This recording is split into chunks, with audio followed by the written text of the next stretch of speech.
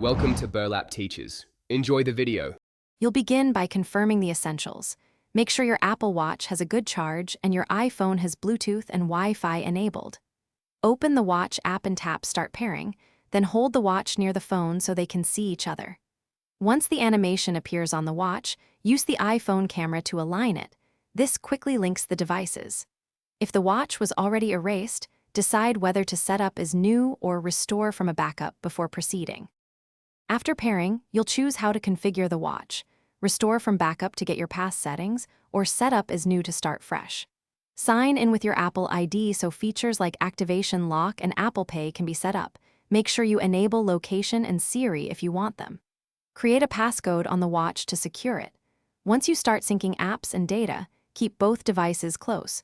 Transfers can take several minutes depending on size. Finish by waiting until the sync indicator reaches 100% and verify that notifications, complications, and Apple Pay behave correctly.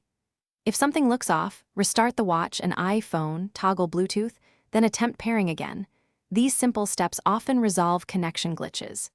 If pairing still fails, erase the watch and repeat the pairing process, which clears stale settings. For persistent activation or hardware problems, contact Apple support. Make sure to mention any error messages you saw. Thanks for watching. Consider subscribing if this video helped you.